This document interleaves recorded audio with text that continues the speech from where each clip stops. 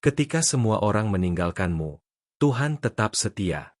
Ada masa dalam hidup ketika kita merasa benar-benar sendirian. Orang-orang yang dulu dekat menjauh, dukungan yang pernah kita andalkan menghilang, dan hati diliputi rasa ditinggalkan. Dalam keadaan seperti ini, muncul pertanyaan yang paling menyakitkan.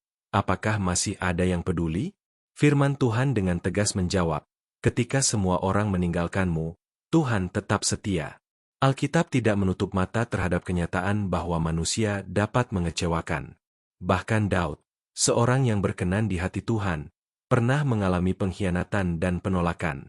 Mazmur 27 ayat 10 berkata, "Sekalipun ayahku dan ibuku meninggalkan aku, namun Tuhan menyambut aku." Ayat ini menunjukkan bahwa kasih dan kesetiaan Tuhan melampaui relasi manusia yang paling dekat sekalipun. Daud juga bersaksi bahwa Tuhan tidak pernah membiarkan umatnya sendirian. Mazmur 37 ayat 28 berkata, "Sebab Tuhan mencintai hukum, dan Ia tidak meninggalkan orang-orang yang dikasihinya. Mereka dipelihara untuk selama-lamanya." Kesetiaan Tuhan tidak bergantung pada keadaan atau jumlah orang yang ada di sekitar kita. Ia setia karena itulah sifatnya. Yesus sendiri mengalami penolakan dan ditinggalkan. Pada saat penderitaannya memuncak, murid-murid yang Ia kasihi meninggalkan Dia. Matius 26 ayat 56 berkata, "Tetapi semuanya ini terjadi supaya genaplah yang tertulis dalam kitab nabi-nabi." Lalu semua murid itu meninggalkan Dia dan melarikan diri.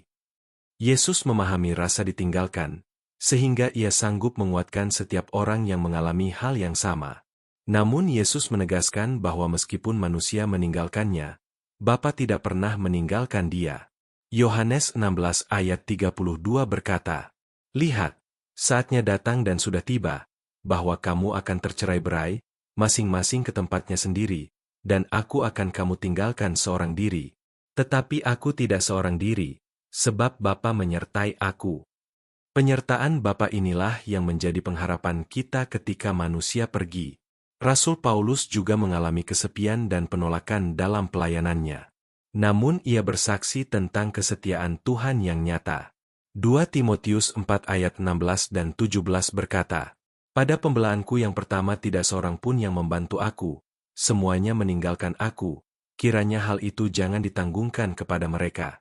Tetapi Tuhan telah mendampingi aku dan menguatkan aku." Kesetiaan Tuhan bukan teori, tetapi pengalaman nyata dalam hidup orang percaya. Firman Tuhan menegaskan bahwa kesetiaan Allah adalah janji yang tidak pernah dibatalkan. Ibrani 13 ayat 5 berkata, "Hendaklah hidupmu bebas dari cinta uang dan cukupkanlah dirimu dengan apa yang ada padamu. Karena Allah telah berfirman, Aku sekali-kali tidak akan membiarkan engkau dan aku sekali-kali tidak akan meninggalkan engkau." Janji ini tidak bersyarat. Tuhan tidak berkata, "Aku akan menyertaimu jika." Tetapi, "Aku tidak akan meninggalkan engkau." Ketika semua orang meninggalkan kita, seringkali Tuhan sedang mengajar kita untuk bersandar sepenuhnya kepadanya. Yesaya 41 ayat 10 berkata, "Janganlah takut, sebab aku menyertai engkau. Janganlah bimbang, sebab aku ini Allahmu. Aku akan meneguhkan, bahkan akan menolong engkau. Aku akan memegang engkau dengan tangan kananku yang membawa kemenangan." Kesetiaan Tuhan menjadi kekuatan yang menopang kita di saat paling sunyi. Renungan ini mengingatkan kita bahwa kesetiaan manusia terbatas, tetapi kesetiaan Tuhan kekal. Orang boleh pergi, janji manusia bisa berubah, tetapi Tuhan tidak pernah meninggalkan umatnya.